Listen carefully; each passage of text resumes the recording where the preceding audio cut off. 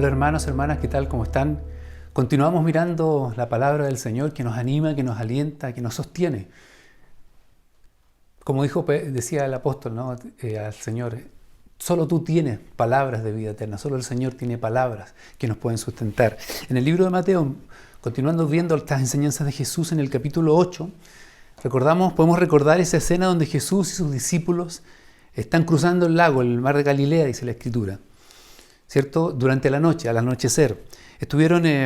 Habían estado todo el día los discípulos viendo a Jesús, al Maestro, hacer sanidades, echar fuera demonios, sanar enfermos, etc. Y en la noche, después de todo un día de mucho trabajo para el Señor, donde los discípulos pudieron ver su poder, su obra actuar, su palabra poderosa actuar sobre los cuerpos, sobre las vidas, la enseñanza de Jesús, van cruzando el lago, ¿cierto? Es un gran lago, de noche. Y se levanta de pronto una gran tormenta, dice el Escritura, de manera que la barca se anegaba, las olas entraban dentro de la barca, parecía que se hundía. Estas tormentas repentinas no eran extrañas en ese lago, no son extrañas, ¿cierto?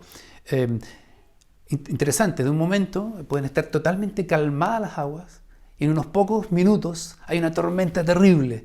Y como decía la Escritura, parece que la barca se anegaba, parece que las olas se metían en la barca.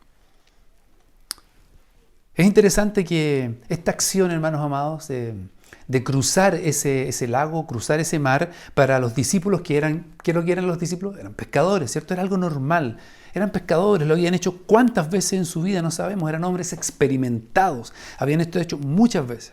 Entonces llama la atención de que, como dice la Escritura, hubo pavor, hubo temor tremendo, se apoderó de ellos el temor. Así que debe haber sido una gran tormenta, una de esas fuertes, ¿cierto? Para que hombres experimentados, hombres que sabían lo que tenían que hacer, tuvieran este temor. Quizás algo similar a lo que nos sucede a nosotros en estos días.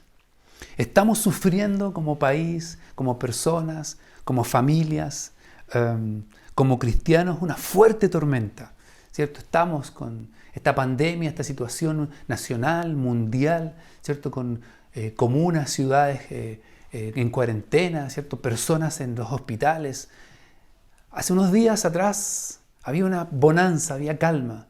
Y luego, de un momento a otro, a nuestras vidas llegó esta tormenta. Las olas están rompiendo, ¿cierto? Nuestras vidas, las olas, figurativamente por supuesto, parece que nos vamos a anegar, parece que nos vamos, y nos sentimos como se sintieron los discípulos, ¿cierto? Desconcertados, como a la deriva, aquí nos hundimos, aquí se acaba todo, la barca se rompe.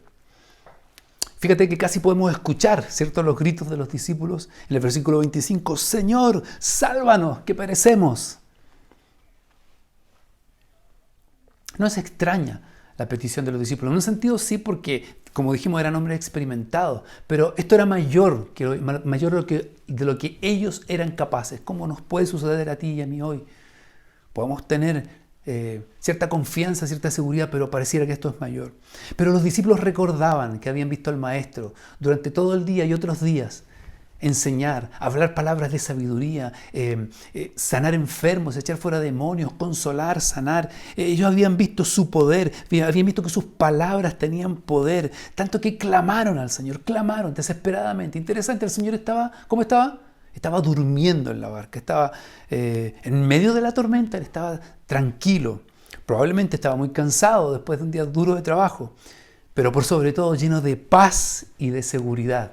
Él sabía que estaba en la perfecta voluntad del Señor y más bien necesitaba enseñar a los discípulos a tener fe y descansar en Él, como lo hace hoy día con nosotros. La paz que tenía Jesús de saber que estaba en la perfecta voluntad del Señor. Y la respuesta de Jesús es una reprensión dura. Versículo 26, ¿por qué teméis, hombres de poca fe? Pero el Señor decía a los discípulos que dice, Señor, pero ¿no ves cómo no ves esta tormenta? ¿No ves que la barca se va a caer? ¿No ves que la barca se hunde, Señor? ¿No ves las olas? ¿Cómo? Parece que moriremos. Y yo me imagino, ¿no? Esto no es, a Jesús diciéndole, pero hijos, No han visto los milagros, no han visto las sanidades, no han visto las obras que hemos hecho. ¿Cómo aún no tienen fe? ¿Han visto las multitudes sanadas? ¿Cómo aún no creen en el Padre y no creen en mí? Los discípulos pudieron ver en esta escena la humanidad de Jesús durmiendo, descansando en un lugar. Y luego la divinidad al levantarse y reprender los vientos al mar. Pudieron ver una tormenta brutal que anegaba, y a los segundos siguientes una paz, una bonanza, una calma, después de la instrucción de Jesús. Los discípulos, Jesús les reprende de hombres de poca fe. Pero es interesante, hermanos, que aún esa poca fe que ellos tuvieron, la usaron para clamar al Señor. Esa poca fe les permitía estar conscientes de que Jesús estaba en la barca, el Todopoderoso, el Maestro, el que tenía estos poderes, el que hacía estos milagros, estaba en la barca y clamaron a Él. Probablemente hicieron lo que sabían hacer primero y luego clamaron al Señor.